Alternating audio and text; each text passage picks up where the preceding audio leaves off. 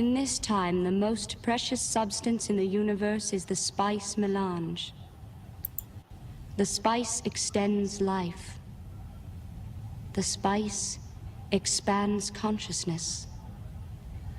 A product of the spice, the red sappho juice stains the lips of the mentats, but allows them to be human computers, as thinking machines have been outlawed.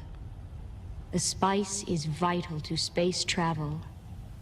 The Spacing Guild and its navigators, who the spice has mutated over 4,000 years, use the orange spice gas, which gives them the ability to fold space.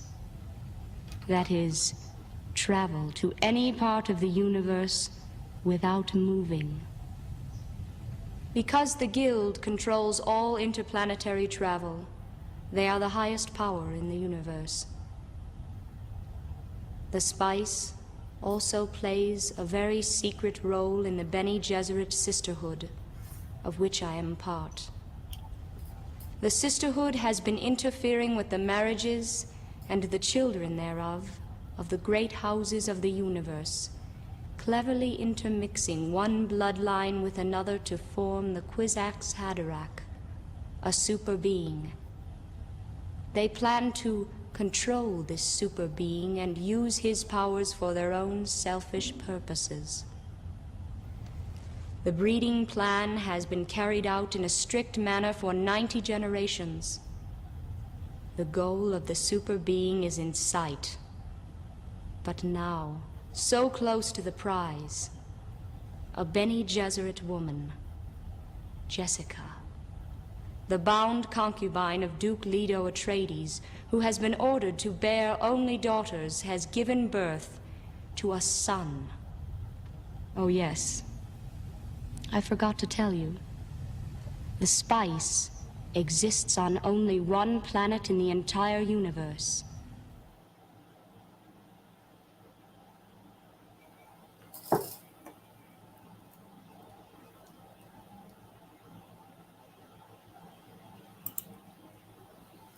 Love, peace, and power, everybody. Thank you for joining me once again. My name is Kilel Kiano, aka Konami Codes.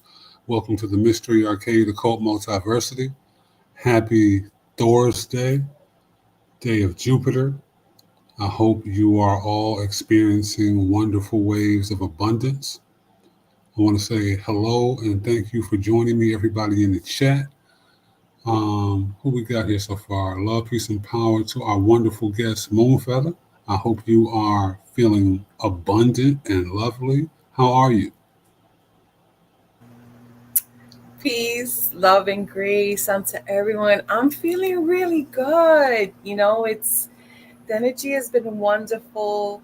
I'm extremely grateful for the invite, Kalal. Peace and love to you. Peace and love to everyone in the chat. I know we have another guest coming through, and he should be here soon. But guys, in the meantime, we've been planning for a long time to get together to do a decode on this classic movie Dune, right? Um, uh, Together with with Kalel and with Hero Keith Young, that's who's going to be our guest. And which, oh my gosh, he just came in. You see, I just had to speak it and then he'd enter. Blessings to you, Hero Keith Young. Yes, oh my gosh, this is Peace, peace. How you wonderful. doing? Can you hear me? Yes, we can hear you. We can hear you. Thank you so much for coming through to do this decode. But because let me tell you, I didn't know of any other book nerds besides Kiki that loved Dune as much as he did until he mentioned you. I was like, yes. Because listen, I never saw the original 1984 classic movie, Hmm. but I did hear of it. And when they released it in 2021, I finally saw it and was totally captivated by it. And when you have someone like Halal as your bestie, as someone who has been deep diving for years into Gnosticism, numerology, symbolism. He took my mind on a whole other trip, and I became even more intrigued with this movie. Because Dune has it has everything you want in like an exciting movie. It's gripping, visually stunning. It's very thought provoking, but at its heart, it's it's a deeply spiritual film, and it's packed with so much esoteric and Gnostic teachings. And tonight's show is going to be so fantastic because these two gentlemen right here, guys, are going to dive into exactly that. They're going to get metaphysical. They're going to touch on all of these symbolic elements in the movie, and how these elements all highlight the divine feminine, right? The great mother, and which is the key theme in Gnostic traditions. And listen, what's truly special about today's discussion is the divine timing. Like, it blew me away. I was like, what? And then you might be like, how so, Moonfeather? Well, guys, today is the first day of Cancer, right? So, a shout out to all my Cancer people. Happy Cancer season, which is ruled by the moon, right? And what does the moon symbolize? It symbolizes intuition, emotion, the subconscious, all crucial to Dune, and how it emphasizes on hidden knowledge, feminine power, unseen forces that end up throughout the movie guiding all of these characters. So I'm excited. So hang tight, and Kalel and Keith are gonna get down with the breakdown, and I definitely yield my mic. Thank you for that wonderful, wonderful introduction, Moonfeather. That was a brilliant way to answer.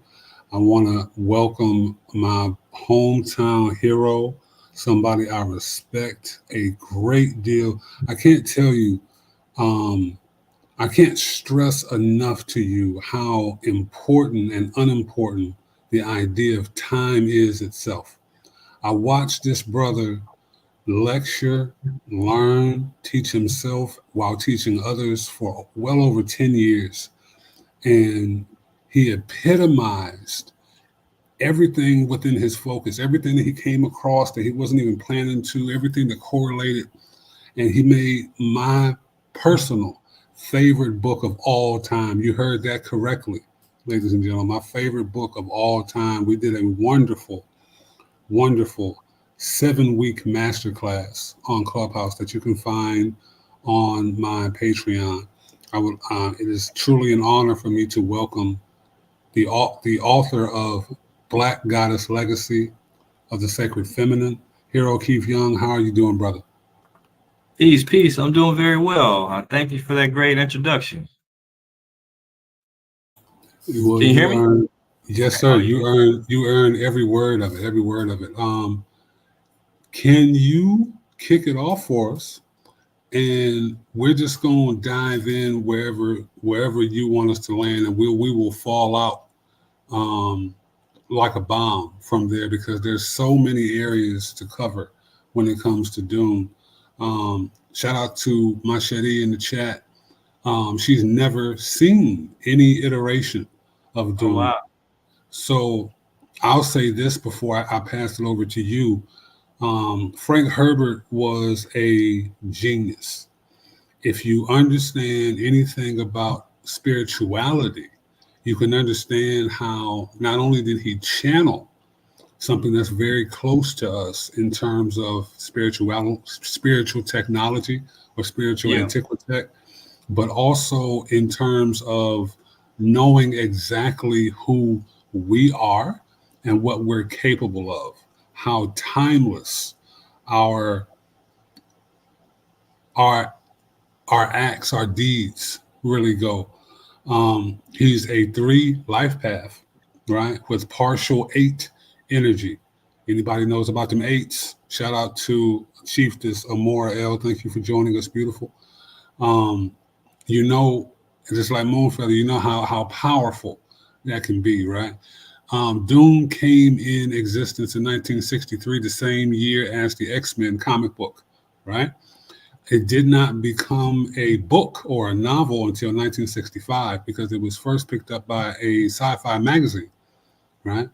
Um, the first movie was from David Lynch in 1984.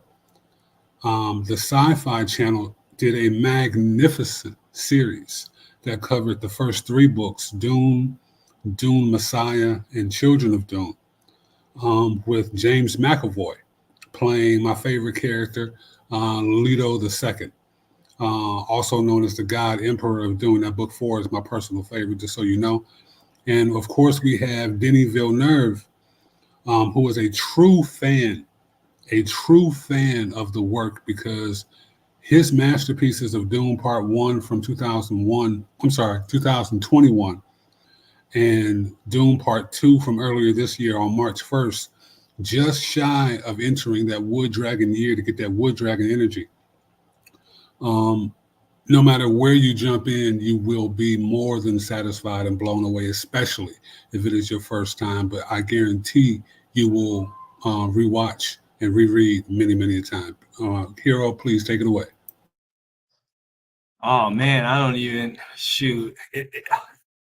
Well, you gave such a great introduction. So once again, thank you for inviting me to talk about this. This is one of my favorite book series as well, because it is so transcendental. Like as you said, Frank Herbert was definitely a genius, and his literary work is testimony to that.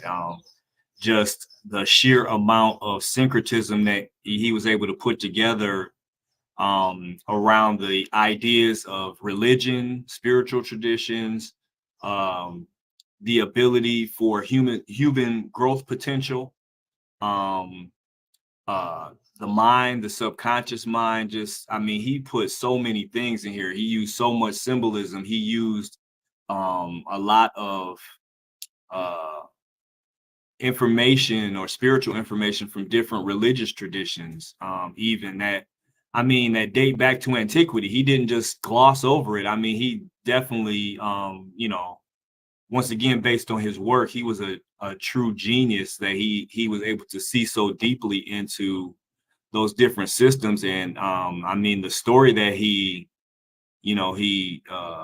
displayed, I mean, it's almost like I can't even believe one single guy did that. All but just anyway, I'm kind of rambling. He put together so much things. I wanted to touch on like the basic theme throughout that ran throughout the book, which is the son, the mother, and the father, right? And that's that basic theme is like the basic family unit on planet Earth. You have a mother and a father, and they give birth to a child, or we could say a son or a daughter. But the son being the light that they create between them. Anyway, just that basic concept also relates it to the Trinity of Christianity and the Trinity of many other religions and spiritual traditions as well. But if you put together the Father, the Son, the Holy Ghost, that is a Trinity that's very similar to the Son, the Mother, and the Father, as represented by the main characters. Paul Atreides being the main character, he's the son. He's the one who became the Kwisatz Haderach, the Messiah of the story, and ultimately the Savior. And his mother, Jessica, she represents that mother energy, and then Duke Leto, the father, who inherited or he was given dominion over Dune, but it was a trap. So I don't want to get ahead of myself, but he Duke Leto is the one who his son was able to get authority to rule from. However, he's like a king in exile. As the story goes on, it's just, man, there's so much. So to go back to the spiritual connection between the main characters, Paul, Jessica, and Duke Leto, being the Father, the Son, and the Holy Ghost, you could also relate them to a more ancient tradition of the ancient Egyptian or Kemetic tradition of Haru, Auset, and Osar, being the mother, the son, or the archetype for the mother, the son, and the father that is missing, or the father that is in the underworld, or the father that's destined to die and go to the underworld. It's like a repeating pattern throughout religion and throughout various spiritual traditions of this mother who has to raise her son on her own because something has happened to the father. And that's even something that, interestingly enough, still, we still live with in our community, in particular, where we have absent fathers. We have mothers raising children, and then there's absent fathers. That's like a recurring theme throughout our cultures and traditions, where this mother she's responsible for raising a son, like literally lifting up a son by helping him to understand his inner world. And then the son is kind of chasing after the power that his father had given to him in the outer world, but he has to really fight for it. So that's just the beginning of the story. There's so many other things that we can, I would like to talk about.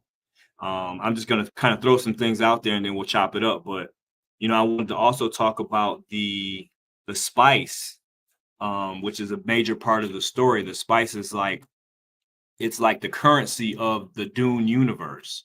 And it has some very interesting properties that are very similar to another substance that we're going to talk about as well. Then we have the sand dunes. Dunes mean, getting into what dunes and sand mean is all very interesting, that they have more esoteric meanings besides just what you think. So beyond that, there are also some other very interesting characters like the Bene Gesserit, who are the mothers, if you will, of Dune, and they guide genetic evolution through specific selection, and just how powerful this group of women are, and how their spiritual tradition goes back to ancient times to a group of women called the Sybil oracles. So I wanted to also get into that, and maybe talk about the guild navigators, the Ixians, the Mentats. So you guys let me know how you're feeling. What do you think about some of that? I absolutely love all of that you said. We're gonna dive into all of that. I wanna shout out my sister, my twin, my KK twin in the chat. Kim King, it's wonderful to see you, sis. And you bring up some really, really good points, some really good comparisons. I want to actually throw over to Moonfeather. Anybody who is familiar with Dune, any iteration, and if you're also familiar with Star Wars, you will notice some striking similarities, right? Arrakis, aka Dune, is also known as a desert planet. Tatooine, where Luke Skywalker, his home planet, is also a desert with twin moons, right? The Sarlacc pit, which seemingly killed Boba Fett. We found out later that he was actually still alive. That is also heavily influenced from the sandworms of Dune, right? The twins, the idea of twins, Ganima and Leto II, the children of Paul Muad'Dib, are also representative of Luke and Leia.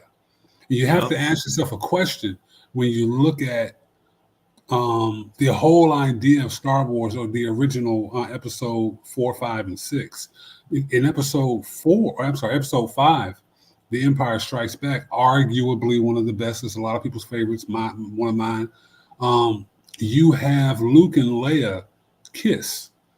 Now, Leia kisses Luke essentially to make Han jealous. But George Lucas had already written, at the very least, the skeleton outline of each story. So he knew that Luke and Leia were brother and sister. So you have to ask yourself, why would he have them kiss?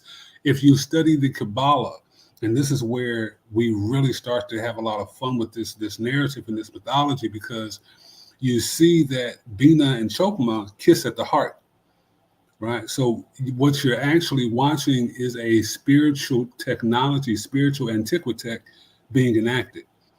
Mooney, I know you are like the greatest Star Wars fan. Can you speak to some of the comparisons you have seen and noticed? Oh my gosh, but compared to you, honestly, I am nothing compared to you as far as being a Star Wars fan. I've learned so much through you as well. But yes, you actually pointed out exactly what I was thinking about, like, Tatooine, and how that is basically, a planet of sand, of deserts. And also with Rey, which planet was Rey from again? Oh, Ray was from, it started with a J. Jackin. Let me look it up. so yeah, so it's there, like that whole sand theme is there with Star Wars as well. And then of course when you pointed out the how Dune, all of these movies that we absolutely love, from Star Wars to Star Trek, all the way down to even The Matrix, and everything is all based on, honestly, the Dune series. And that just completely blew me away. This is why it's like, oh my gosh, it's too much to wrap my head around. So I was like, yeah, we definitely, that's why we came. I was like, listen, we need to do a decode. We need to do a decode for sure. But yeah, all of the as far as Dune is concerned, with being being the or setting the stage for all of these other movies, is extremely powerful for sure. And you do see in all the other movies the same thing that Keith was mentioning, like different all of these different characters that represent so many uh, uh, deities, so many different deities. And you wouldn't think of it unless unless you come from, that type of education, and that you learning about all these different deities. It's wild. So I could only imagine how you guys really connected all the dots. Well, Well, I'm sorry, go ahead. Go ahead. To begin with, the family name of Atreides goes back to Greek mythology and Greek history, whereas the Atreides, most of us would know about the Atreides from Agamemnon and his brother Menelaus in the story of Troy, or the Battle of Troy, and like the more recent movie where they had Brad Pitt as playing Achilles, and they were fighting the Trojan War for Helen and the Trojan War. Well, anyway, the Atreides line goes back before that to a person named Tantalus. In the mythology, Tantalus was a rich man. I believe he was a king, and he was very well loved by the gods, until the day he killed his own son and then attempted to feed his son to the gods at a party, trying to see whether or not they could tell what they were eating. And of course they could tell, and they were very offended by that. And so they cursed him to the underworld. and his family line was cursed as well until someone, generations later was able to resolve the curse. But his family line, the Atreides, um, they also had a tradition of incest. There were several stories of incest, but once again, with Agamemnon and his brother, and their children, even where they committed that particular act on more than one occasion. So the Atreides twins, or the Atreides children, having that little bit of incest in there as well. To go back to your point, talking about Luke and Leia, that the feminine and the masculine from the same family would get together in a romantic nature.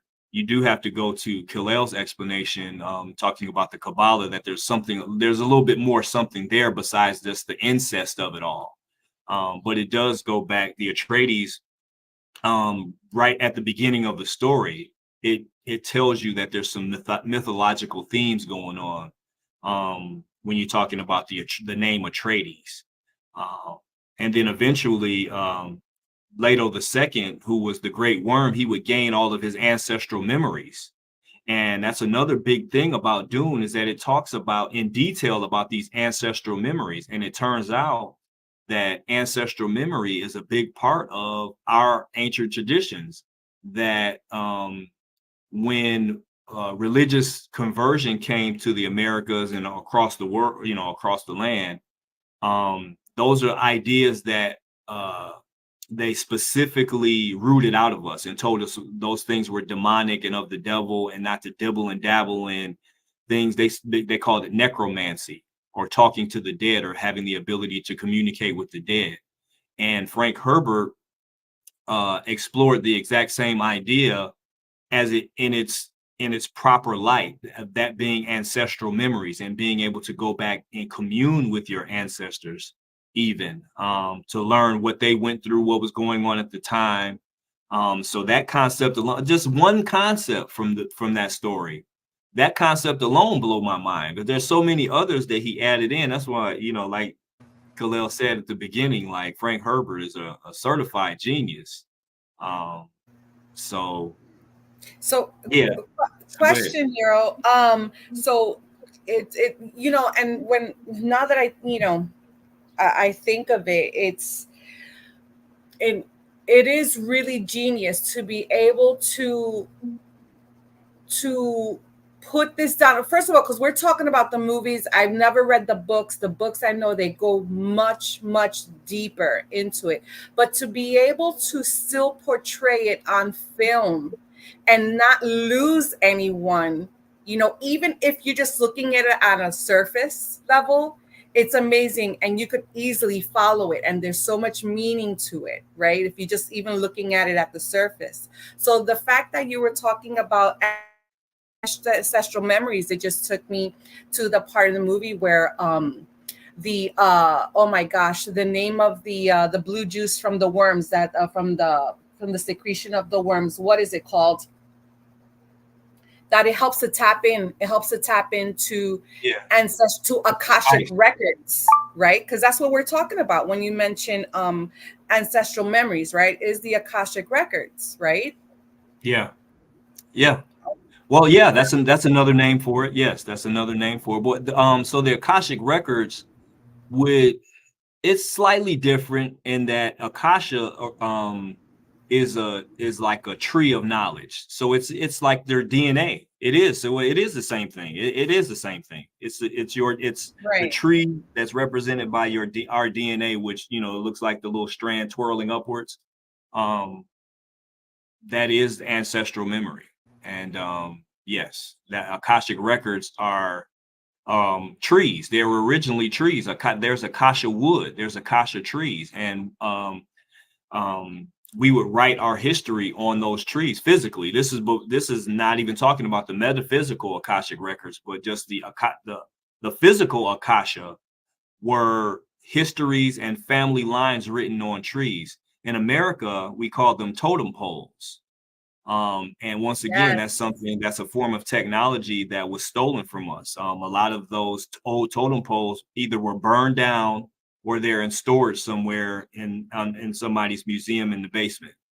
But those totem poles told the ancestral memory of the people, and the person, the shaman and the oracles of their tribes could read those totem poles and tell you everything that went back as far as the human mind can remember. So that's that. Though all those things are related to the Akashic records, because those things are like the physical manifestations of the Akashic records, which exist on a spiritual plane. I'm so glad that you mentioned the totem poles, because my mind goes to seeing pictures of these totem poles, and there's a lot of animals, preferably on them, right? So what I Yeah. wanted to ask is when you were talking about Atreides and that it comes from a Greek origin, I was remembering in the movie Duke's father. They paid it, they made focus of Duke's father, Hmm. and how he was a bullfighter. Is that right? Yeah. Yeah. So the bull, do you see any type of a connection, whether it's, esoterically, spiritually, Yeah. throughout the genealogy of the Atreides family? Like, do you see any connection there with that, even if it's zodiac or whatever? Well, so the bull is related to a lot. I mean, if you get into Serapis or the Apis bull, who was a representation of Osiris, basically, but he's eventually the icon that became the Jesus or the God the Father type icon. And he was represented by a bull, the Apis bull. So the bull is related to Taurus. All of it's related. So I mean, we study them separately. Like we study numerology separate from Right, astrology and um from all the other metaphysical sciences, but they actually all are one thing, just different aspects of it. So um the Taurus definitely, the once again the bull, there is an astronomical um correspondence there, and him being killed by the bull um while attempting to jump over it. It was basically like the equivalent of what they do in Italy with the bullfighting. That's right. what they were alluding to. That's how he died, attempting to do some bullfighting, and he got killed, gored by the horns of the bull. So, I mean, you can, probably just say it has something to do with the age of Taurus. I didn't really get too much into that astronomical correspondence for Dune, but it's definitely there, and they do focus on that. So that is another Right. area of exploration. It's like another one of the symbols that I'm sure it's a rabbit hole. You open it up, and it'll probably be some cool stuff down there. If I could touch on that real quick, I'm going to do a cannonball into the deep end a little bit in terms of spiritual connotations. If you think about the bull, right? If you think about what that actually represents, and remember that things are always multidimensional, especially in movies, in symbolism. Um, Taurus is also the Taurus field, right? We know that there's a Taurus field that encompasses the Earth. That is essentially the Earth's aura, the same way we have auras, right? So, there's a very, very simple correlation. I want to tell a small story, go off on a little rant real quick. You can't necessarily fully see the picture in the background. I want to start to get into the idea of inversion. Um, when we can use Star Wars, right? If you look at the Jedi, if you look at, as a matter of fact, if you look at anyone who really uses the Force, and there are far more male Jedi than there are female. I notice there's a lot of, for one reason or another, there's a lot of pushback or flack about this new Acolyte series. If you understand who you are, If you understand who George Lucas's wife is, just Google that, right? And that might give you some idea as to why they're going the route that they're currently going. But that's a large inversion, because anytime you see that level of science, mind you, the Jedi come from the Jedi with a D. The D is silent like Django, right? Yeah. And Yeah. which represents your Jed pillar at the base of your spine, where your Kundalini rests in your coccyx. The coccyx is your second hardest bone next to your skull. It has to be pulverized if you were to be cremated. Why is that? Why can the coccyx and the skull, where we get the word school and skill, why can it withstand 3 to 4 times the heat of the sun? Because this is where your Kundalini resides, right? So all of that to say, you have the Bene Gesserit, who Keith so eloquently pointed out represent the oracles, the sibyls, right? That level of intellect, that level of spirituality, especially later on in the series where you get to the honored maters, which are a mixture of the Bene Gesserit and Leto II, the God Emperor's fish speakers, right? They create something wildly different, right? That literally tames humanity through sex. You gotta understand how powerful that actually is, because the spice melange represents melanin. Now, I'm not trying to correct you, Keith. I just want to add a little bit of context. The actual currency in the Dune universe is chom, right? Chom and Solaris. But the real currency is melanin. It is the spice. That's why you see Paul, after he survived the water of life, and he says, I have become the fulcrum. The fulcrum is, for anybody who's familiar with a seesaw, right? The fulcrum is the apex at the center. Just think of Libra. It's the balancer. It's the ultimate decider. You have Chani, and this is why I say Denis Villeneuve's Dune Part 1 and Dune Part 2 from 2021 and 2024, respectfully. He's a true fan, because when you watch Part 1, you see Paul have actually, before we even get to that part, Paul, you see Chani first. You see her fighting her oppressors, right? She's giving you a backstory. And she says, we weren't able to beat them, but one day they just left. But we know, just because of how powerful what we actually have here is, somebody else will be coming. Who will be our next oppressors? And the first face you see after she says that is Paul, right? So if we remember that this world is inverted, if we remember that it is a man's world only because it is an inversion, it is a failed copy of what Yaldabaoth tried to recreate as he fell here, right? That we can understand, especially the symbolism between Duke Leto and Yaldabaoth.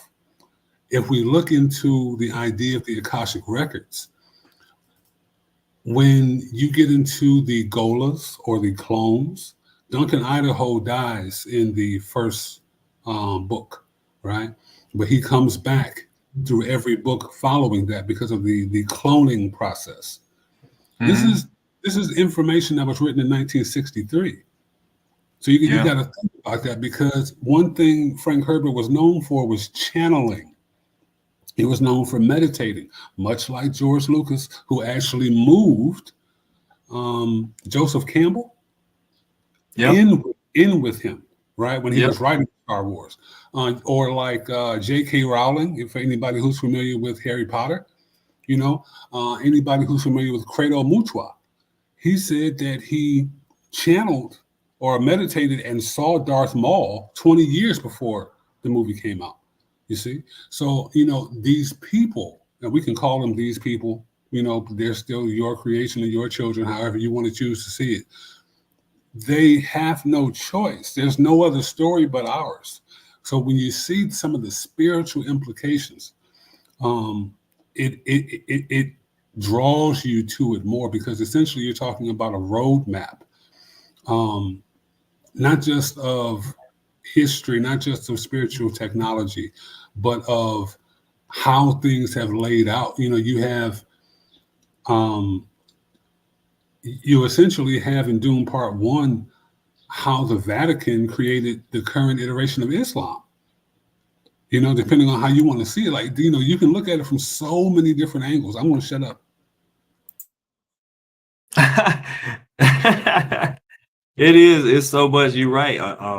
It's so many things to touch on. Like, to go back to the Jedi Order that you were speaking on.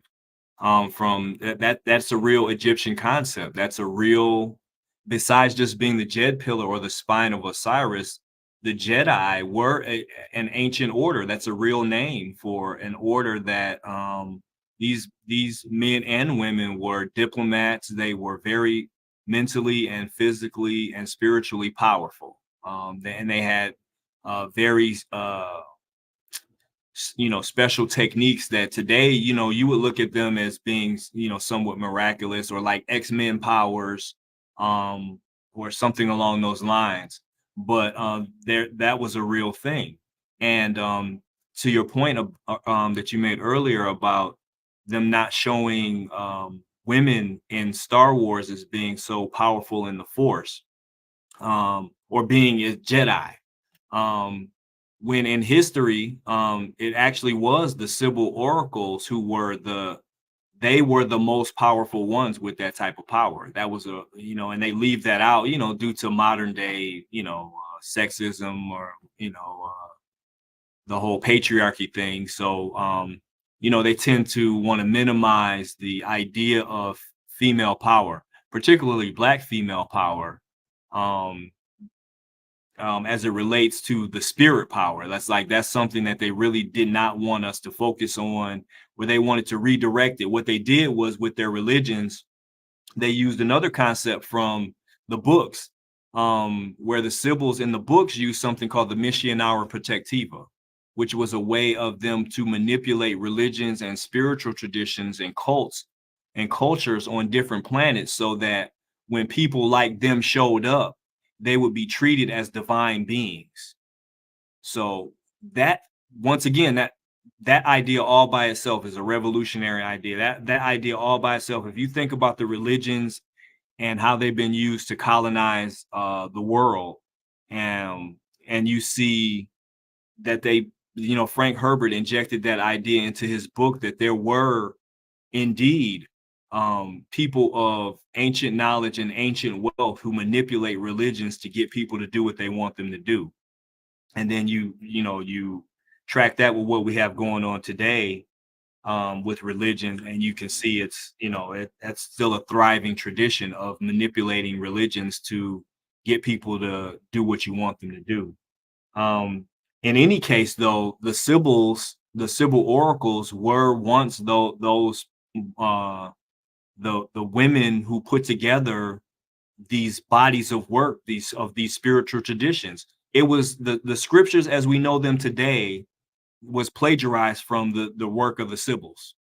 So the biblical scriptures as we know them today, all of the religions as we know them today, are modified versions of original Sybil works. They were the original writers. They were the original songwriters. You have the traditions in Greece of the Muses. The Muses were these women, or these divine beings who were intimately related to the arts, music, science, singing, memory, repetition of like musical instrumentation, plays, of writing poetry, of writing funny poetry. So there was like comedians. I mean, they had the entire gamut of what we today consume as entertainment were once sacred arts, and they were taught by women. That was their divine purview, and they were the ones responsible for writing a lot of what has later become spiritual traditions. And they're still in there. They're still in these spiritual traditions. And some of the code words that they use for them are things like wisdom, or Holy Spirit, or Holy Ghost, or Fatima, or they give these names to the characters and religions, but they have kind of erased the part where they were the ones who originated it. That's a really big deal. And I feel like it's a really big deal for people to know, especially women, to know this information, to know that information, that in a work of fiction, he was able to incorporate things that are real, that things that we could look back on and say, wait a minute, that was actually something that really was going on. So that's also something I find very fascinating about his books, is that, although it is, a work of fiction, that he actually worked in a lot of real historical and mythological information about all these very powerful people. It wasn't just about women. It wasn't just about men. It was about their blending together. The Sybil oracles had a counterpart in the book with this group of mostly men called the Mentats. And there was yet another reflection of that in the navigators. The navigators ate in tremendous amounts of spice so that they can make these advanced calculations in their mind to travel to basically be able to go into warp speed.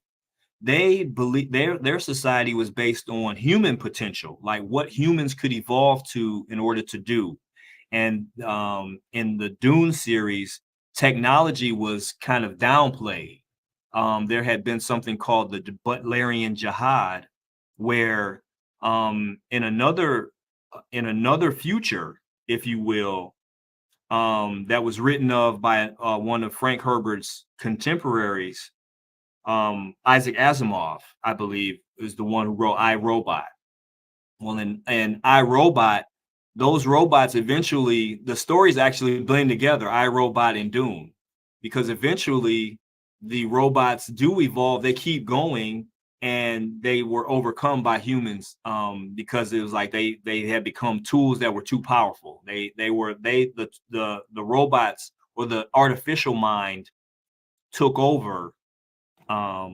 And very similar to another movie, the Terminator series. Once again, these books have reflections down through time, and various people picked up on different pieces. So James Cameron is another person who picked up on some of the pieces of Frank Herbert's work, to incorporate into his stories, which, if you go back to, he also supposedly, allegedly plagiarized that work from the mother of the Matrix, Sophia Stewart. Sophia Stewart. So, she said that she wrote some transcripts that he also pulled from to create the Terminator series. So once again, she's the true oracle. Sophia Stewart's the true oracle. She's given up this information. She put out this information, and these men picked the parts that they wanted to, and then they made these epic movies out of them.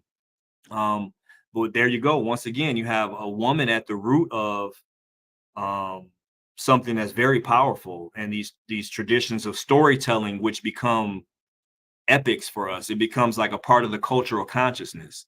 Like, how is it that some stories can become a part of our cultural awareness? And for me, the answer is that because they actually put in all of these very significant symbols and mythologies and histories that have a resonance with our DNA, that has a resonance with our Akashic records and our ancestral memories. I believe that's what makes these movies, some movies kind of rise to the top when they have this kind of information in there. Most definitely. I want to take that to make a point, very, very clear point.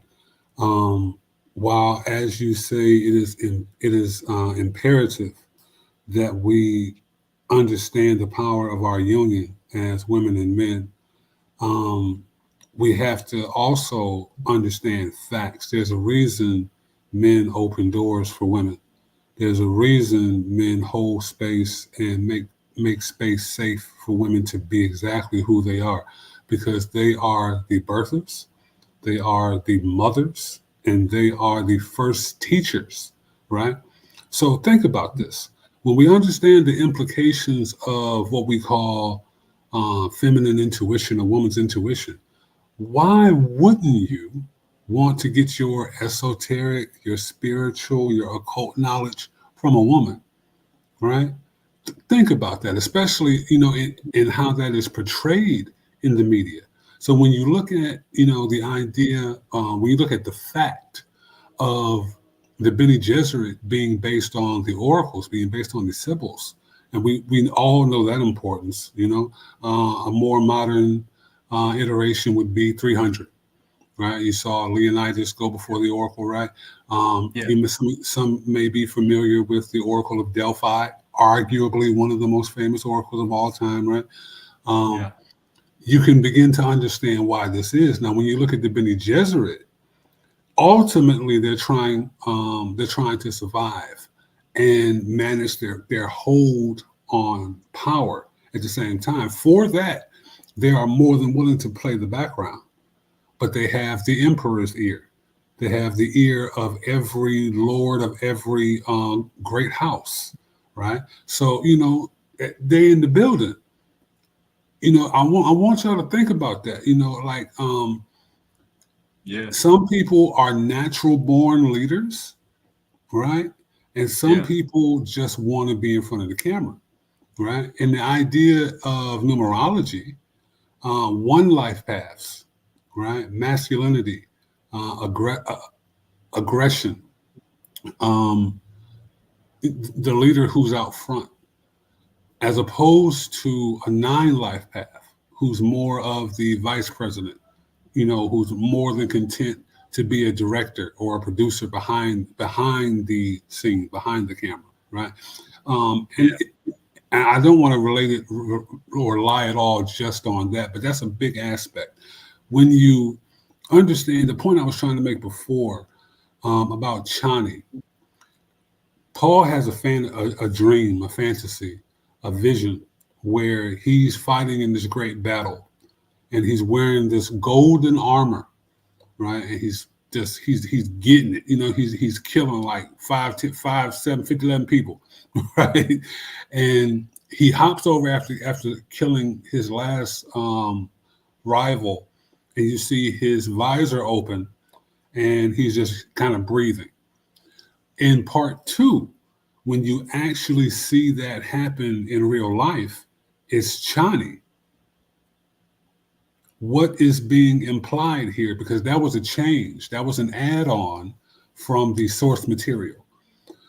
I believe, as a fan of the work, that actually makes it better, because Denis Villeneuve absolutely adores women. Let me say that again, because I don't personally hear it enough, and I damn sure don't say it enough. He adores women, which you can obviously see in this movie. Let me give you a point of reference. Anybody who has seen Hancock, right? Hancock it comes out in the story that he was actually married to Charlize Theron, right? And they only had their power once they separated.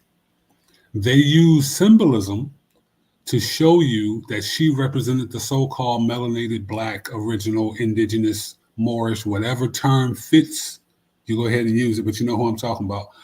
Mm-hmm. By every time that she met with Hancock, mind you, when he woke up from amnesia, he didn't know what his name was. The nurse walked in the room and asked him for his John Hancock, and he assumed that was his name. Mm-hmm. You just look at the symbolism of that movie, and you tell me what his name was. Anyway, when you see yourself represented in such a way, you have to see it for what it actually is. Anytime you see a so-called white person in Hollywood, in any movie, in any series, 99.9% of the time, they're imitating you. How do I know this to be true? Because you are the only story in town. It's not about pride to get lost in. It's about understanding, because that could only happen if we were so low in our ignorance. So I really want to drive home the spiritual technology that's being displayed in this narrative, because when you look at the Akashic records, for example, Paul is the first man, which was the whole point of the missionary protectiva, right? This laying out of mythology and religion for centuries, right? To make a way for this bloodline. And mind you, they had multiple ways. He wasn't the only one. So you have multiple messiahs. J. Edgar Hoover said the most dangerous thing we have to fear in this country is the rise of the Black Messiah. He wasn't talking about one. Okay? Each and every last one of you. And I want to make something else real clear. Everybody on this planet is melanated. The only question is how much they got. Okay? So, you might want to look at this from a spiritual perspective. I'm not necessarily I'm not for or against interracial relationships. That's up to you. I don't care either way. What you eat don't make me shit, right? But I want you to think about this. If the Black woman is marrying white men at the level they are today, if that's being pushed so heavy, what does that say spiritually? Because it ain't that, they magic is so much better. I keep seeing these videos talking about, the Black wife effect. You see these men transform from one thing to another. What are they trying to show you spiritually? You know what I'm saying? Again, I'm not for or against it, but I watch what works and what works for people. There's a whole numerological aspect to that. But again, I'm ranting, so let me shut up. No, brother, you are good, man. So you touched on so many great concepts, man. Just to go back to the melanin and the spice and what the Kwisatz Haderach was. He's that's what the Bene Gesserit breeding program was working towards with his family. So to kind of take it back to the story, in the story of Dune, once again you have the Paul Atreides, who is the son of Jessica and Duke Leto. Now Jessica was one of the Bene Gesserit, but she was one of the ones who they would use to go into a family. And she was the lady of the house. She basically was sold to the Duke as a wife. Her job was to run the house and to give him an heir. And besides giving him an heir, to train the heir to be the next ruler, to be the next Duke. So that the expectation of her was to, besides, the things the Bene Gesserit had going on, which I'm going to explain a little bit more in detail in just a moment, but her primary function in the story was training Paul on how to use his inner spiritual power and how to unlock his inner physical power. She taught him something called prana bindu, which is it's like a form of Indian from India of Tantra, of unlocking the chakras and of activating all of the nervous centers in your body so that you can, do when you see people like yogis or Indian martial artists or martial artists around the world who are very flexible and can do all these impossible feats. They have a high tolerance to pain. They can lay on a bed of nails and things like that. That's the type of thing that his mother was teaching him in the book. And she was also teaching him forms of meditation of how to take control of his mental world and his spiritual world. She was teaching him these arts as she was raising him. Another part of her job was she's a part of the breeding program that the Bene Gesserit has. And she wasn't supposed to be the mother of the quote unquote Messiah or the Kwisatz Haderach. She was supposed to be like the grandmother, if you will. She gave the Duke a boy when she should have gave him a girl. They were expecting that the next generation would produce the Kwisatz Haderach, but she decided to give him a boy anyway, against the orders of the order. And that once again, it goes to show you the type of control that they were talking about in the book, like the type of physical control that she could decide she herself could decide the sex of her child before it came out. She made that decision. And they all had that type of control. Once again, that's a very key idea that nobody really thinks about. Nobody thinks about the type of physical control, the minute physical control that we could have if we focused on developing those arts and skills within us. That goes back, they keep repeating that type of theme again and again and again, that there are deeper levels of mental, physical, and spiritual powers that you could tap into if only you would spend the time to develop and focus on it, and the conscientious action of working your way towards those goals. But that's a very important thing. To get back to the Bene Gesserit and the Messiah that they were attempting to create, they did indeed create one. But once again, it's like it has happened before. The story, like, to get to your point, Khalil, about Duncan Idaho and him being cloned again and again and again, he represents the Christ consciousness, which does two things, just like the sun. It rises and it falls. It rises and it falls. Even to the point where a Duncan yo-yo, what do? You throw it down and you pop it back up. You throw it down and you pop it back up. Duncan Idaho is the God man. He's the man who constantly forgets that he's God and has to climb his way back up to God consciousness, if you will. So that's who Duncan Idaho represents. Just like Hancock. Hancock is the same character. He forgot who he was. You forget that you're a God, or that you forget the God inside of you, and you have to. Your life is spent realizing or coming back to that realization of who you really are, that I am. So that's another, once again, awesome concept. It's just Frank Herbert just so casually drops these these atom bombs of spiritual and physical evolution into his books that have resonated. This man has passed away. He passed away before I was even born, and I'm still geeking out about the work that he did, because it's so profound, and it definitely touches on all the spiritual traditions that all of us here hold so dear. So anyway, I'm gonna pass it off. Thank you for that. I want to pass it to Moni before I go into another rant. I would love to add on to something that you said that stuck out to me.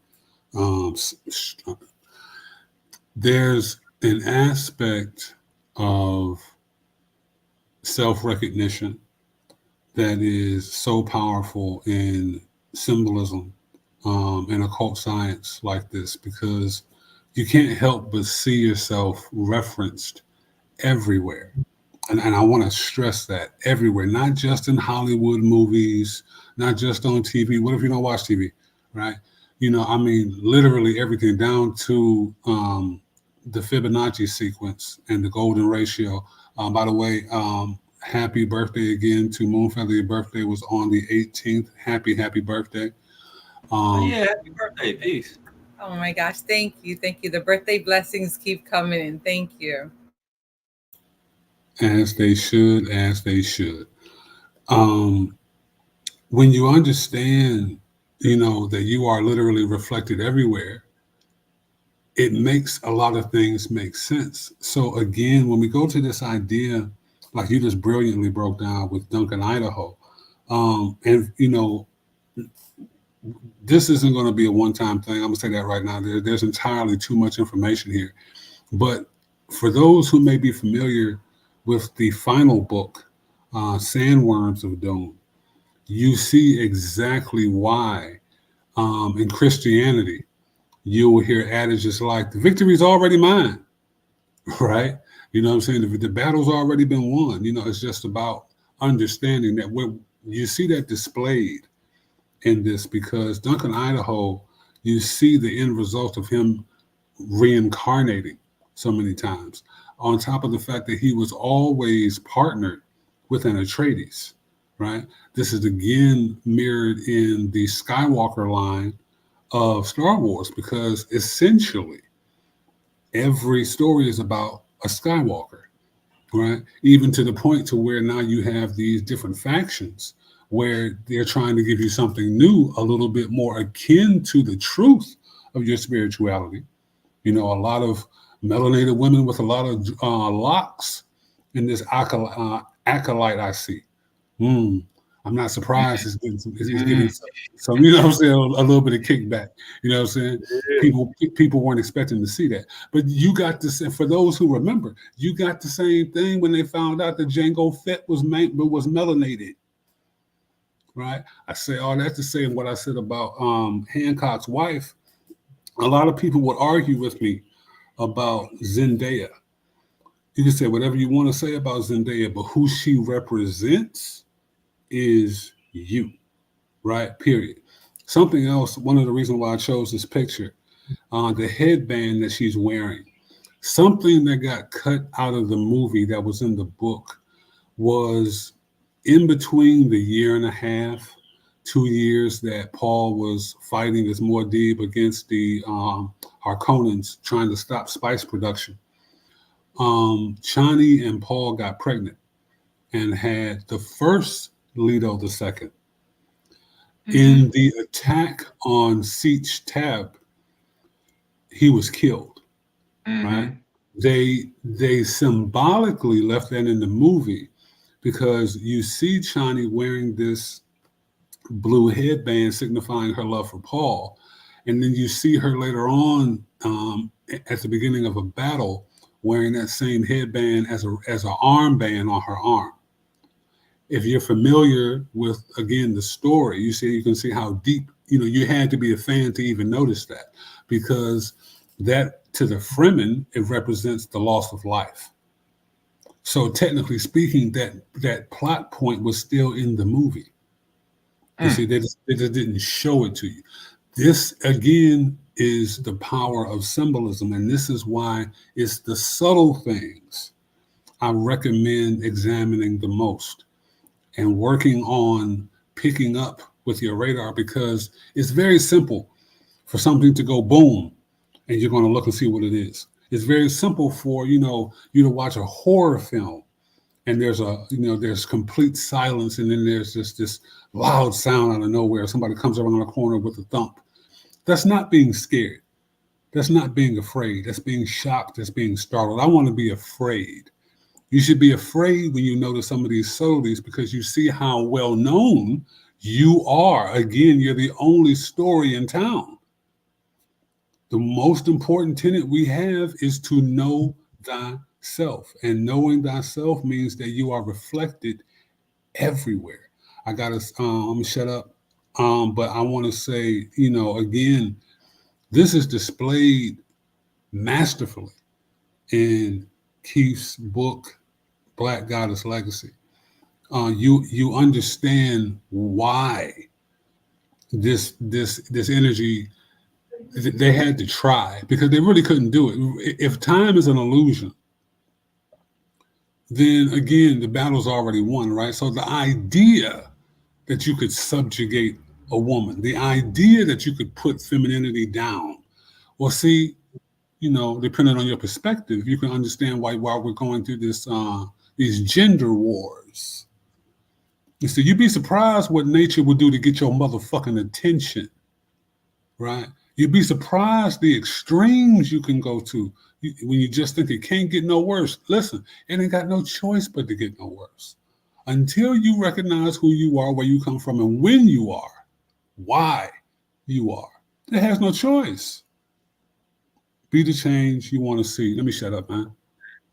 Yeah, no, you saying it, man. Just to your point, all of the books go through exactly what you're talking about. They cover knowledge of self. I mean, you can't get any more. I mean, he basically flat out shows a human being going from an infant to becoming a messiah to becoming the God emperor of the whole universe. You know what I mean? Like it actually does progress through the entire knowledge of self, like the entire microcosm of what it is that we're doing here.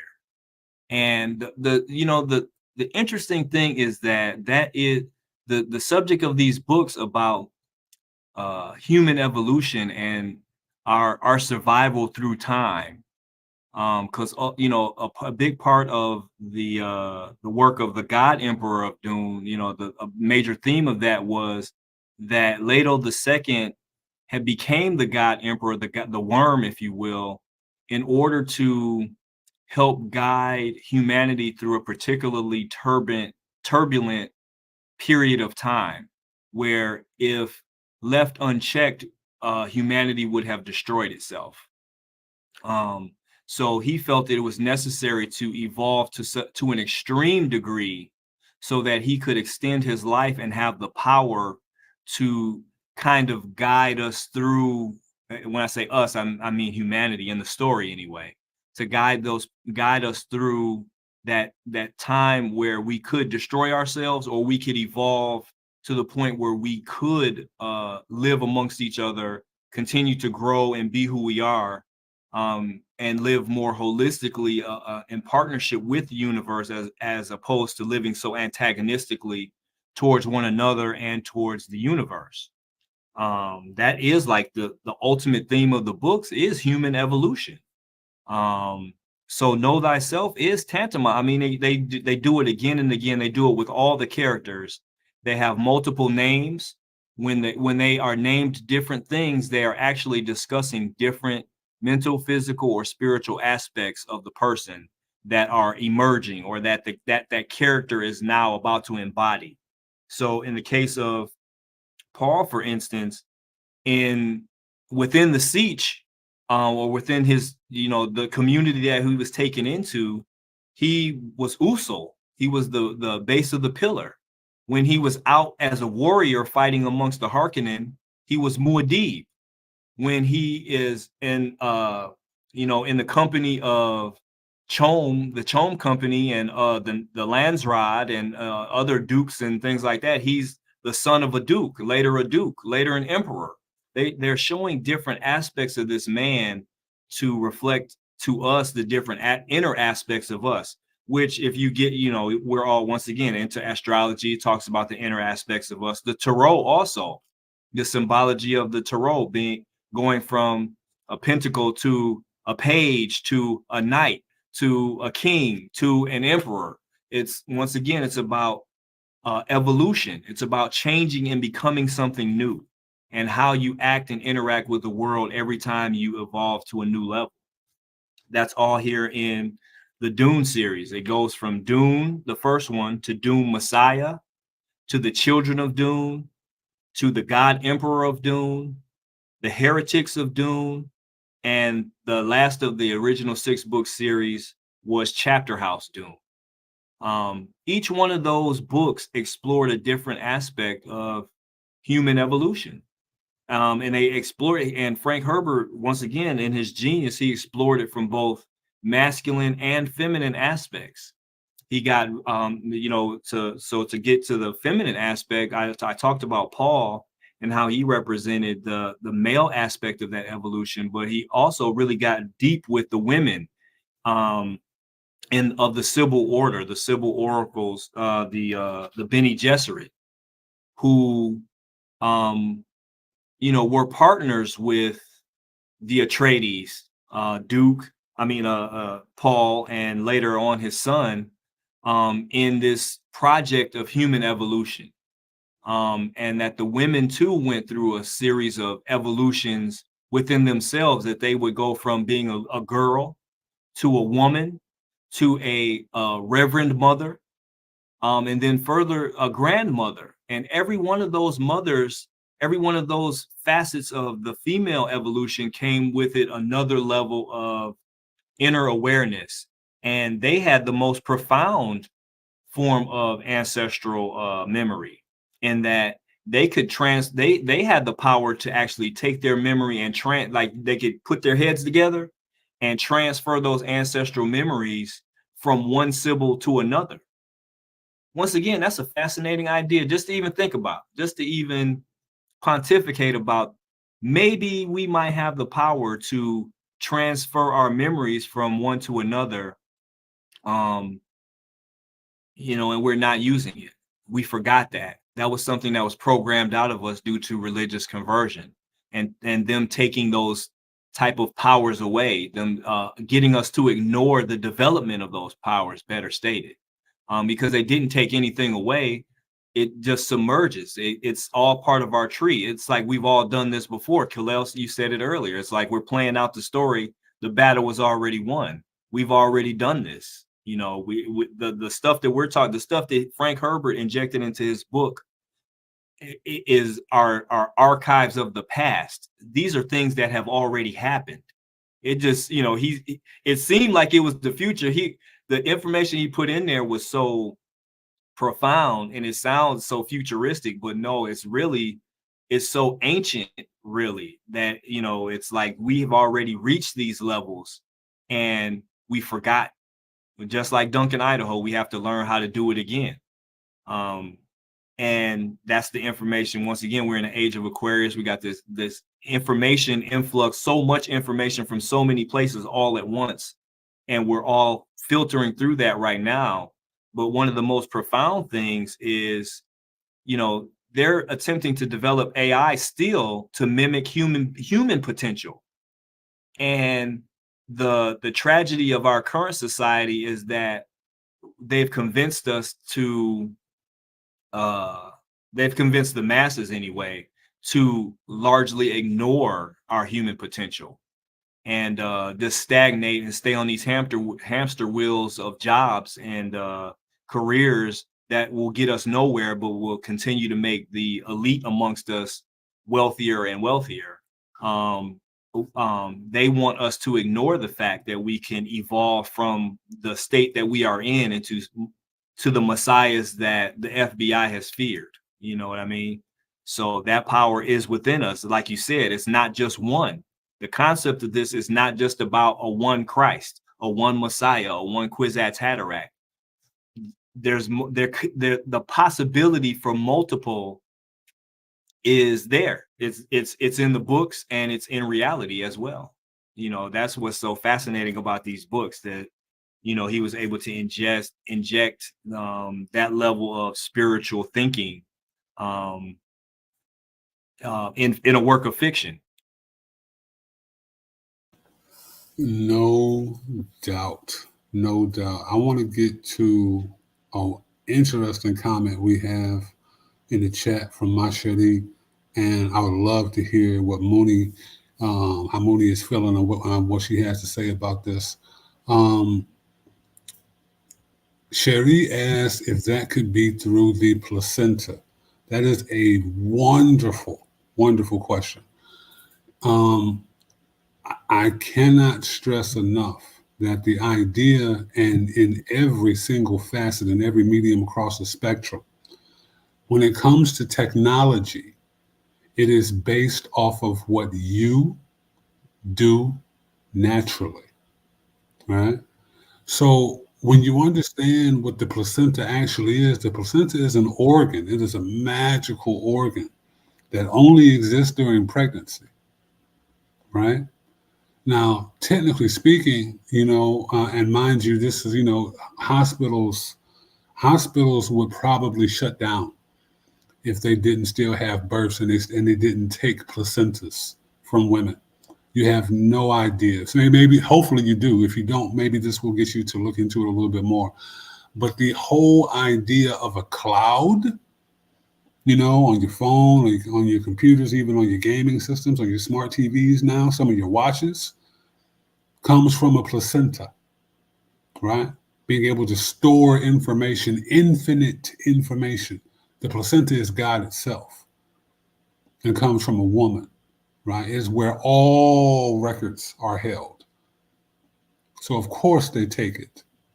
You're supposed to leave it connected until it falls off naturally. And then you grind it. Well, there's many, many, many things you can do with it. One of my favorites is to grind it and turn it into a potion, turn it into a tincture.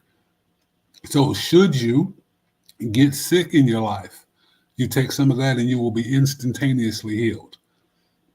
I'm talking about monatomic gold, colloidal silver, far beyond that. It's not as known as it once was. At least in my world. I hope I'm wrong. And if I'm wrong, please let me know about it because I would love to promote that. But Moonfeather, how are you feeling? Do you have anything you can add to that? My goodness. I so much came to mind. I'm taking notes and everything. So much came to mind, but I just didn't want to interrupt you guys because you guys are in such a flow. I have comments and possibly a question here somewhere if I can find it.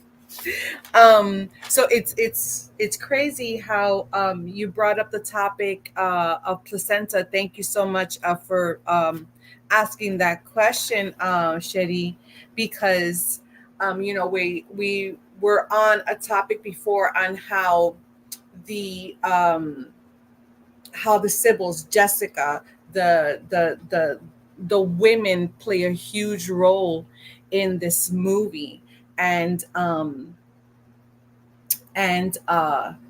remember when I watched the second part, even though remember I didn't read the books, guys.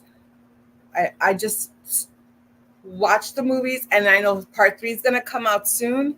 And honestly, I knew it was extremely spiritual, and because when I saw the second part, that's when Aaliyah played a more significant role in the movie. Aaliyah is Paul Atreides' sister, and I felt that she played an extremely important role despite being in utero. Because she did heavily influence Jessica and Paul as well. Correct me if I'm wrong. Is that right? Yes, indeed. You're right. Oh, You're right. okay. So once I saw that, this is why I'm saying this movie was portrayed in such a way, was created, was directed, and produced in such a way that it really does have a very powerful spiritual influence on it. Because when the baby started talking and she was introduced, I honestly had to stop watching the movie. I had to stop. I was like, whoa, wait a minute. What's going on here? Why do I feel this baby's energy so strong? Like, what's going on? And then, of course, as I was talking with Kalal, and we were talking more about how it's the true hidden knowledge within this movie. I was like, oh my gosh, which is the reason why I say, yeah, we need to talk a little bit more about this movie. But I just thought that was amazing that Shetty asked that question about placenta, and I was thinking about Aaliyah. And then, so, some conversations back, some topics back, we were talking about how, there are more women Jedi than there are Sith, right? From what I understand, as far as the movie is concerned, like I said, I have not read the books either, but I'm extremely a movie fan for sure in the Star Wars series. Because this is wild, because today I happened to go to the supermarket with my youngest, and we came across the new Oreos, right? Which is the dark side, the light side Oreos. Have you seen this, Keith? No? So the filling is either blue or red. So you got to pick a bag, and then you open it and you find out whether it's blue or whether it's red. So it's funny. It's a marketing thing, but I just think it was fun. So I went today and I had to videotape it just for fun, posted on my Instagram, the results and everything. It ended up being blue filling. So I was like, yes, okay, I'm a Jedi master. I had a lot of fun with it. But then my son he said, Mom, if you could be a Sith, who would it be? And immediately I was thinking about oh, what woman Sith would I be? I said, but wait a minute, there really isn't too many known women Siths, you know? So, which is wild. So, taking it back to what we were talking about, you really do see that energy as far as Sith and Jedi, right? So you see that split between in with Chani, right, and with Paul. So they did love each other, but then there's a split there. And then from what I understand, Chani is really the hero. You know, at the end, she's actually the hero. And then Paul is not a good guy. They're saying, oh, he's a messiah and all of this or whatever.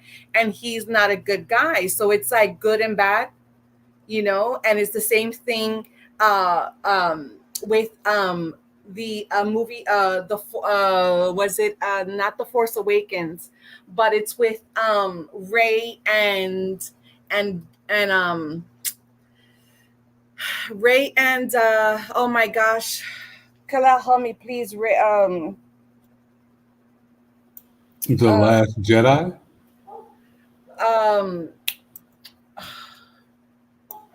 Leia, Or Leia, Are you talking about Leia's, Han Solo's son? They yeah, son. what's his Yeah. name? Kylo Ren. Kylo, with Kylo, yes. So you Ben. saw that, right? Kylo was Sith, Rey there is you go. Jedi, but then they You came are. together, right? That's It's right. the union between the masculine and the feminine coming together, right? But you kind of, Yup. but now there's a split in Dune, because now they break up Chani and Paul, you know, like, hey, I got to do this, I'm out of here. And she's like, oh, wait a minute, this dude, he's not a good guy, because, you know, her feelings on him were correct. It's like, hey, you're going to be taken by all of this, be taken away from the true meaning of what we do here as Fremen, you know. And slowly but surely her intuition was right, from what I understand and what I'm understanding as far as the movie goes, right? And then it just takes me on how even though when we come here into the 3D, we forget who we are, but at the same time, it's crazy, because then at the same time, you know, our mind is split, right, by the powers that be, as far as good and evil. And this is why religion is able to come in and be like, hey, you know, you know, Satan is bad and, you know, God is good. So, you know, there's always that division, but then meanwhile, it's all the same, you know, it's all one, it's all the same.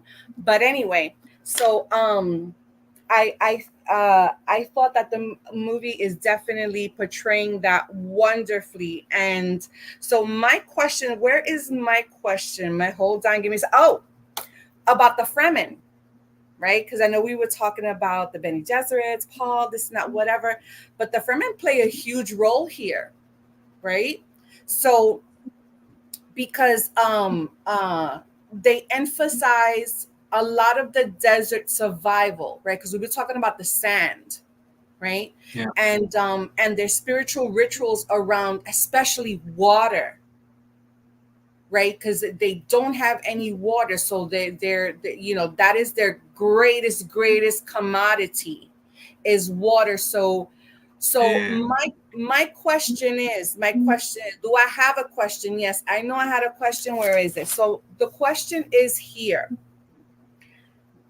I'm trying to make several connections, and since you guys read the book, maybe you guys could help me to understand. So we know that in the movie they mine the sands for spice, right? Spice is actually in the air, right? Yeah. We understand that spice is a symbol or represents melanin, right? Yeah. Okay. So the process, they still, for some reason, still have to take these big ass machines, process that sand, which, correct me if I'm wrong, is the sand not the waste of the worms? Is The that spice right? melange. Yes, it is. It's not waste. It's more like sperm. It's more like their reproductive fluids that they use because it's the precursor to the small worms. Right. So Okay. yeah, in its raw form, it's basically worm semen. Oh, geez, which explains why they need to bring in those big machines and process it through these big, huge machines. So explain to me how important is, or how spiritually important is the water here. Why is the water lacking in this planet? What does it represent? Why is the water lacking in this planet? That's a great question.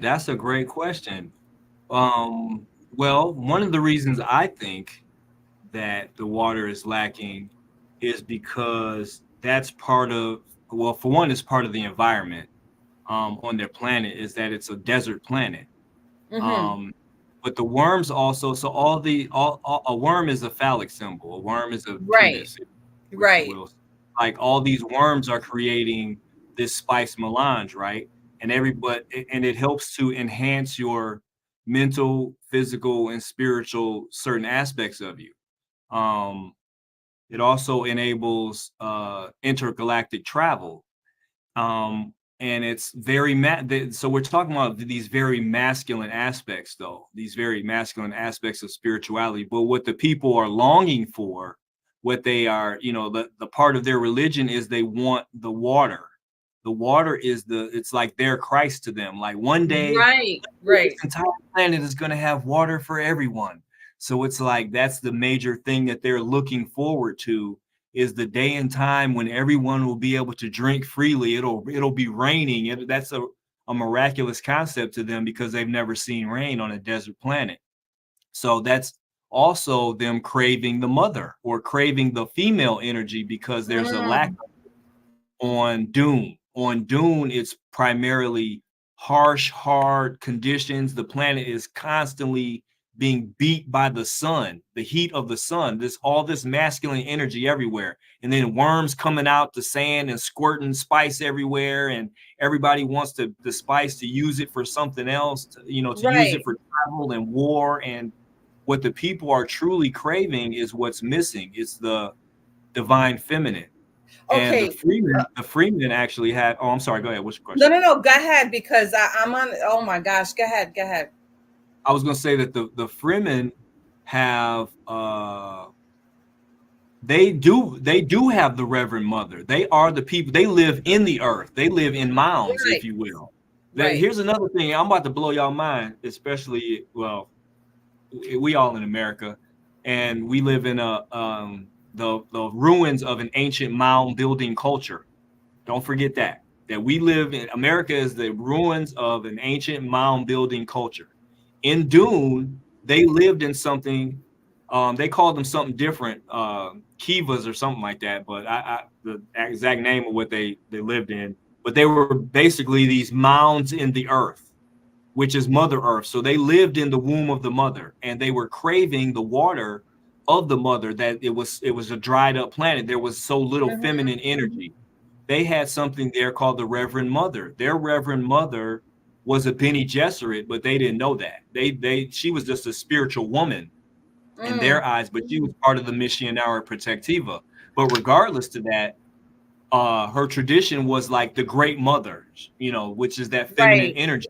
They had to hide in the mounds with them. They would keep her in the mound with them to be close to that mother energy. Okay. So the lack of water was the lack of the divine feminine on the planet. Okay, so wait a minute. Okay. So before you had mentioned that Jessica was supposed to give birth to a girl, right? Yep. But then she decided by her own decision to give birth to a boy, which is Paul, right? Yep. Okay, so then now that you're mentioning to me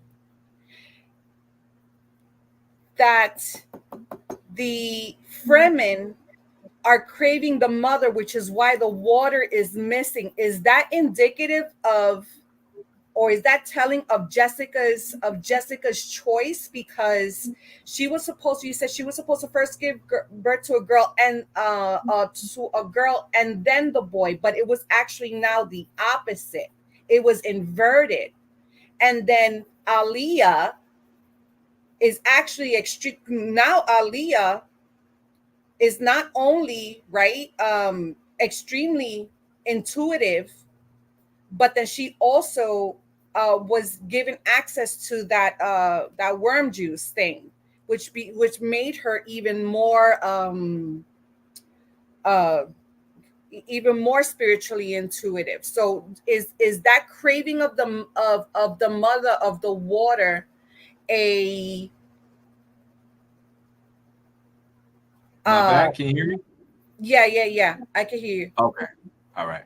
That craving of the mother, is that indicative of the choice that was going to be already made by Jessica? I'm just saying, I'm just kind of making the connection, because he's saying that they're craving the mother, because it doesn't seem that the Reverend Mother was even enough, because she still has to be continually replaced in the physical. That's right. I mean, we're talking symbolically. I'm making right. I know, symbolic, but it was just wild. I just kind of made that Yeah. connection. I don't know if that was Yeah. connected. Remember, I didn't read the book, so I don't know if the book had touched on something like that. But I just thought that was wild. Oh, it definitely is. There's something to that, as there is. Like I said, I'm doing more of a symbolic breakdown than something that was actually expressed in the book. But just once again, you hit the nail on the head. She was supposed to have a girl first, and she didn't. And to go back to what you were saying earlier, and what that question we had in the chat about the placenta being able to transfer memory. Right. The placenta does indeed. It transfers everything. It transfers your entire code intact. So every time a new child is born, every bit of genetic information that was inside of you is now inside of them, including their memory. In modern times, they have perfected certain techniques that make us forget ourselves when we wake up, or when we're born again, or when we're born, whether you believe in born again or not. When you're born, there's certain things that they do to you in the hospital that help you forget. There's certain things, there's certain ingredients in foods that we eat that make you forget before you even get to the child. There's stuff that they put out there that make you. Yeah. That's absolutely right. The first thing that they do is detach you from your mom. They're like, oh, let's take the baby away and put it in an incubator. And Lord knows what they do. And they break that. They shine bright lights in them, in their eyes. Yes. They smack them. They traumatize them. They keep them, like you said, they'll try to separate you. They'll try to cut the umbilical cord as soon as possible. Right. All of that cuts off the memory. It shuts down that memory. So, yeah. That's a profound question, and the answer is yes, absolutely.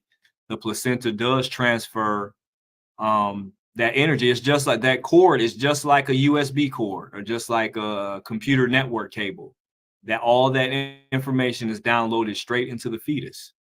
Not to mention the information that's already there, that's inherent in the egg, and the additional terabytes of information that are provided by the sperm. Sperm carry terabytes of information. So imagine all of that information being downloaded into the child, and with all the possibilities inherent in that. It's such a profound concept. So all of this that we're talking about, and to go even further, Aaliyah in the book, Jessica's daughter, she was born conscious. She was born physically and spiritually conscious. She had ancestral memories in the womb, which means she could look back. She was all, she not only did she know who she was as a person when she was born, but she knew everything that her grandmother, great-grandmother, great-great-grandmother knew as well. So they actually explored that concept in the book, where how they explored it from the perspective of that being completely overwhelming to a child. and that it would someday cause psychosis, or a type of possession even, because they were born with so many consciousnesses in their mind that she never got the chance to establish her own consciousness firmly before that type of spiritual awakening. So there's also some themes of the development that's required for conscious.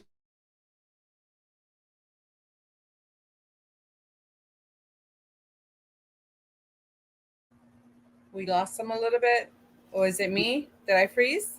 I think his signal's going in and out. We'll wait a moment for him. There we go. Okay, yeah, pop back. I don't know what's going on with my internet connection. It must be getting too good out here, bro. I'm telling you, you touched the nerve, hero. You touched the nerve. Yeah. So anyway, what else we got? What else we talking about? I would love to play hopscotch with everything y'all just laid down. I really want to go back to that idea of a placenta for a moment. First, I want to say shout out to everybody watching on YouTube, on Facebook, and on Instagram. Shout out to Bafa Marga. So happy that you could join us. Shout out to Self Detach. You are killing it with your jewelry, bro. I'm very, very proud of you. And shout out to my cousin King. Happy to see you, bro. When it comes to the placenta, right? Someone asked, Bafa asked a question: where does gnosis come from? Right.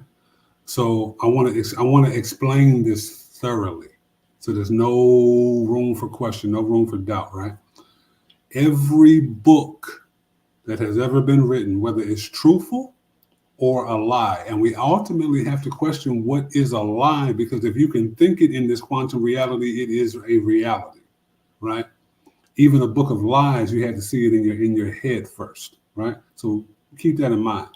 The internet, where is it? Is everywhere. You access it through your phone, through your computer, through your TV, through your gaming system, through your cars, right? But it's everywhere. In some places, the signal is stronger.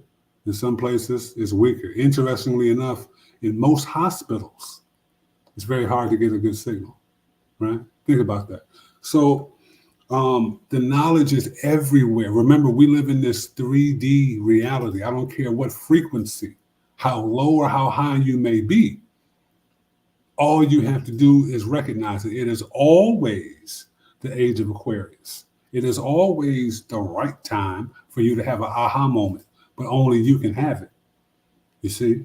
So you both spoke on Lady Jessica. I want to draw another correlation for those. I think, Mooney, you correct me if I'm wrong, because I don't want to take no credit for nothing.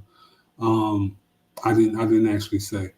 I think, correct me if I'm wrong, I think I told you that Luke Skywalker has a wife, for those who may be fans of the comics or maybe fans of the books, right?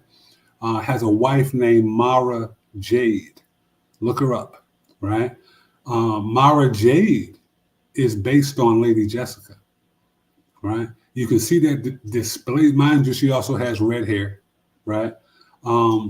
When it comes to Alia, you'll notice that Alia goes crazy later in life because of the way she was born. This is why they called her an abomination, right? Because she in much the same way, for example, you'll have the Jedi, who after a certain age, Anakin was technically too old, because he already had the point of where he was worried about his mother.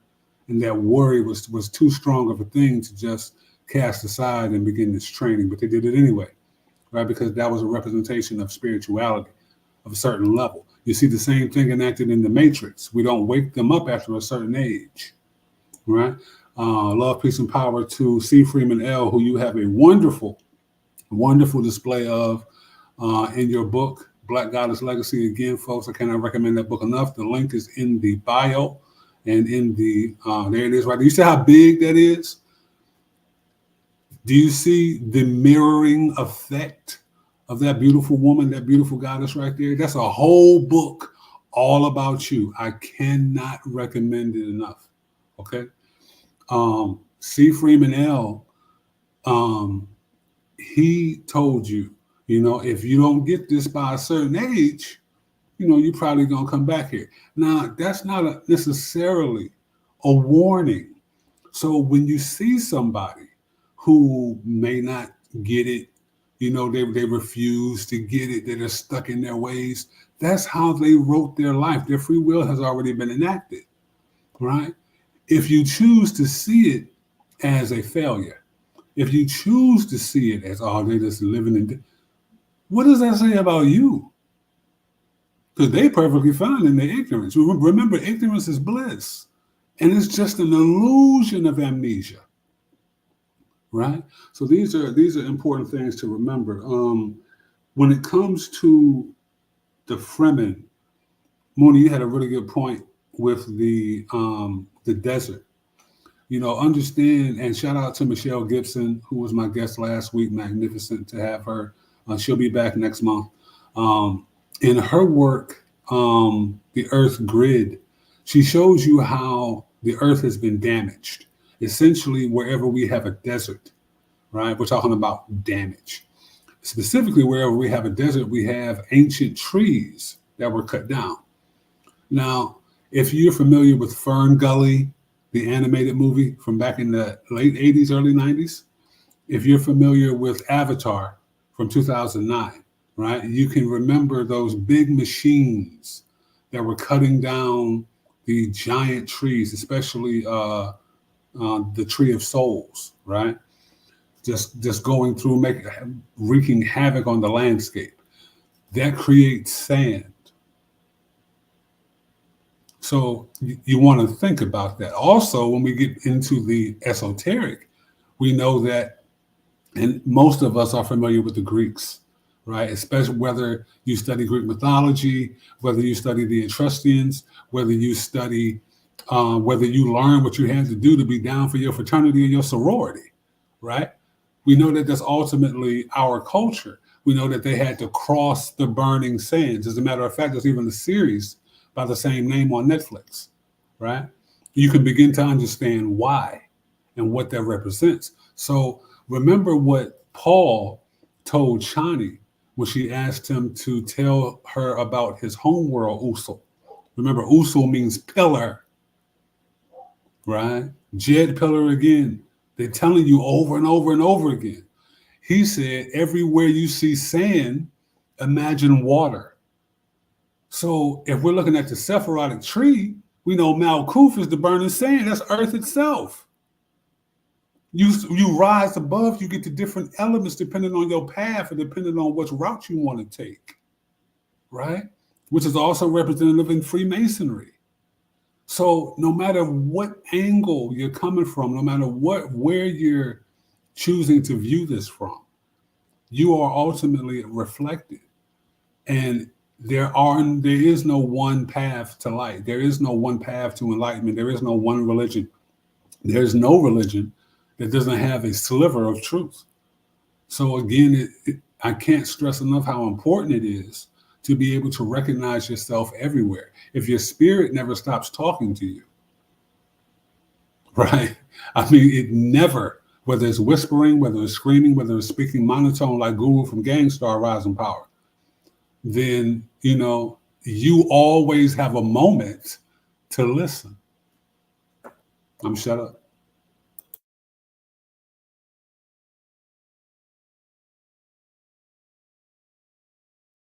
Oh, brother, you on it, man. I don't know. I don't know. We touched on so much today. I did want to, you mentioned about the sand. I wanted to mention something else I found out about sand in esoteric terms. It's also related to courage, stamina, and perseverance. You might hear somebody say that person has a lot of sand. It's also related to time. If you look at it from the perspective of the hourglass, sand is related to time, and that each individual grain can be looked at as a lifetime, a universe, a second, a minute, or an hour. So what I looked it up, and it says the moments, minutes, or small portions of time, lifetime, allotted period of life, in allusion to the sand in the hourglass used for measuring time. It also means mission, which I thought was very interesting as well. That it had all of that meaning besides just being small loose grains of worn or disintegrated rock. But if you look at it from esoteric terms, in the Bible it talks about, supposedly God told Abraham that his descendants were going to be as the stars in the sky and as the more than the grains of sand on the beaches. And that's a theme that gets repeated throughout, various religious traditions about the sand being related to a certain amount of people or an inheritance or your heirs or,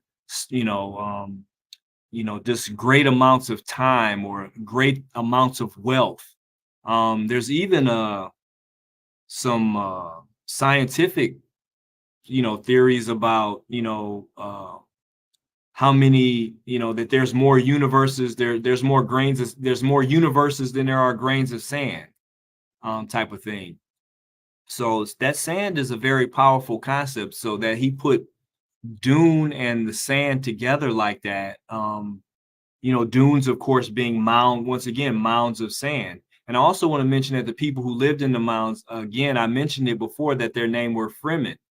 But to bring it back to America, to like real history and real mythology, once again, the Americas was mound building civilizations. And eventually we got to the point where they claimed that these people just emerged and they called them freedmen. Freedmen. I want to submit to the jury that the D is silent and that those were also Fremen that they were referring to in the Americas. That once again, those are our people, the people that were fighting for freedom. There's so many people in the world. We're not the only dark-skinned people in the world. And, it turns out that there were some other people from other places who came over here to steal, kill, and destroy what we had going on here.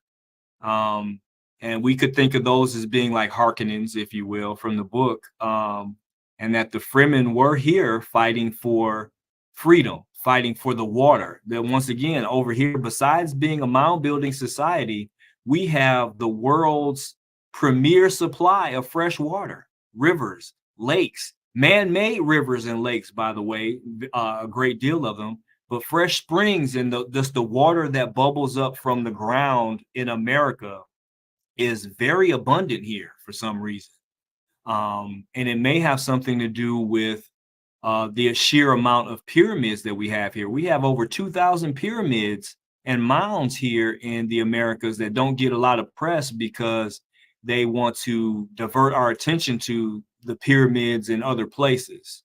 But there really is some Indiana Jones level things going on right here in the Americas that I myself found it pretty surprising to find those themes in Frank Herbert's work.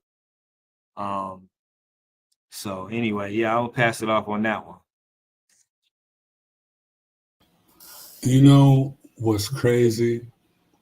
I keep going back to Star Wars because Star Wars is ultimately one of the biggest franchises and showcases for mythology that I don't want to necessarily say comes directly from Dune, but they're both so influenced from what I would call spiritual source material.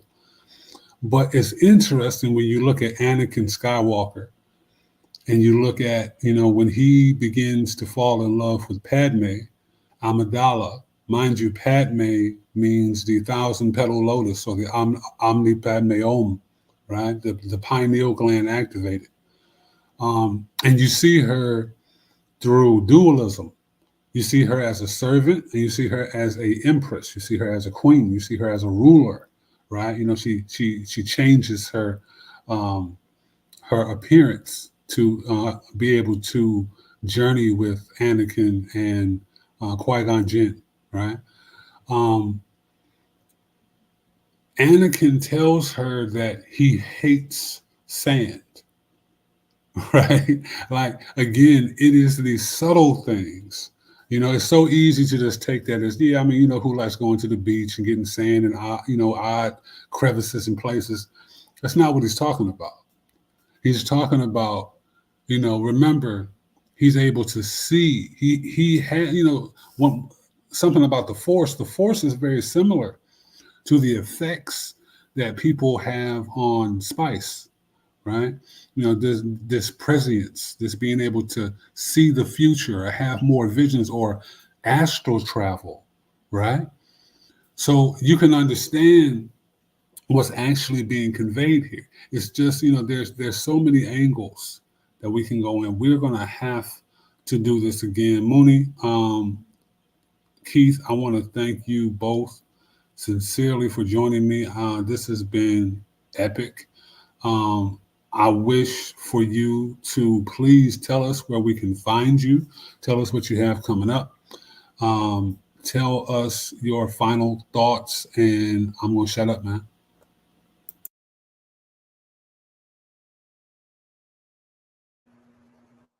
Uh, well, you can find me and my book right now. I have my website is blackgoddesslegacy.com. You can find out more about my book there, and you can also pick it up on Amazon as well. I am currently working on putting together an art exhibit and some book sales. I got some projects coming up. I don't have any definite dates, but it will be before the end of the year. So I'll keep you posted about that. But those are my two online places where you can find me. And thank you. I appreciate the invite. It's been awesome chopping it up with you all about, once again, it's my favorite book series in the world. I've literally read it, dozens of times, listened to the audiobooks dozens of times. This is near and dear to my heart. So I appreciate you for thinking of me for participating in this. And if you want to talk about it some more from different perspectives, just let me know. I definitely would like to be on the conversation. So with that, I will say thank you. And, I hope you all have a great night. Most definite. It is an honor as always. We definitely have to do this again. And I want to get you back so we can further introduce these audiences to your book. It is timeless. It is necessary. And, one of the last things, this is going to sound strange, so please forgive me because, my mind bounces all over when it comes to allegories and examples. But, in terms of being a detective, one thing you never want to see is a copycat killer, right? You never want to see a serial killer who begins to influence and become popular and create clones and copycats, right? I would love to see people imitate this book. I would love to see people inspired by this book. I would love to see people have incredible awakenings as people have had. We could have a whole show on messages and thanks that I've gotten from the series that we did on Clubhouse. It is so needed, with the current state of the world, with women feeling like they have to look a certain kind of way. That was bad enough as it was with just makeup and just regular clothes. You know what I mean? You didn't need any of that, but these BBLs and these plastic surgeries, you don't need that. Don't let the world tell you what you are. This book epitomizes that. So that's something we're definitely. I'm going to be hitting you up very soon, brother. Moni, thank you so much for bringing your beautiful feminine energy to us. Where can we find you? What do you have coming up? I know you just dropped some wonderful videos for, is it each sign? Yes, I am uploading them little by little. I just did the full moon, the full moon in Capricorn. Just an extended reading for all of the signs. So I'm uploading them little by little, guys, on my YouTube. Um, Kalel has the link. At least he will have the link, right, my dear, in the in the description later on. Um, but yes, definitely, guys. Shout out to everyone in the chat. Thank you so much for coming through. Please hit that like button, share, um, give Hero a follow for sure, guys. I can't wait. Please, we need to get down with the breakdown with Hero's book for sure, for sure. And I would love to come back for that as well if y'all don't mind having me. But thank you so much for having me on tonight's show. It's been an incredible experience tonight, sharing this space with two amazing men, Kalal, Hero, who definitely have contributed so much to our understanding of numerology, symbology, making connections like movies with ancient knowledge and mythology and so much more, guys. I appreciate the both of you so very much, so very much. So thank you again for enlightening us. I'm grateful for the opportunity. And here's to continued learning and discovering together, guys. So yeah, for sure. All my love to everyone. We will talk soon. And yeah, have an amazing night, guys. Bye. Thank you so much for joining us, Mooney. You always have a open seat here.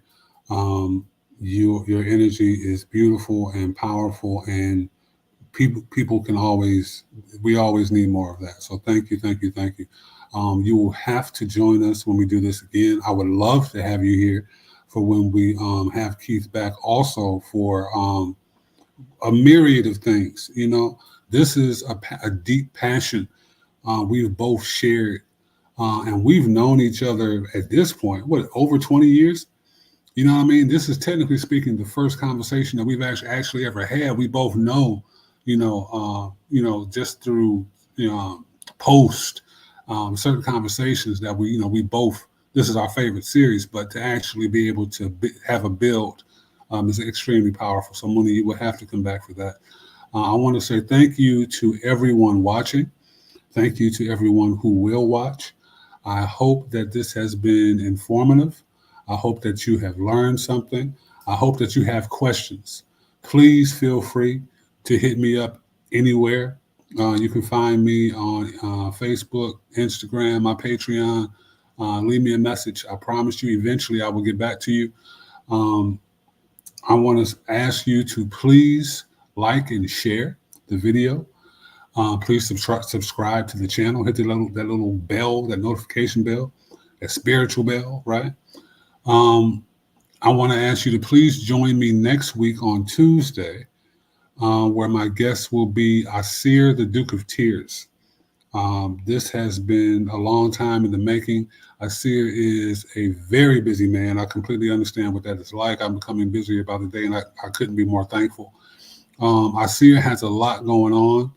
He is one of the most powerful yet humble gods, titans, Moors, nobles I have ever encountered.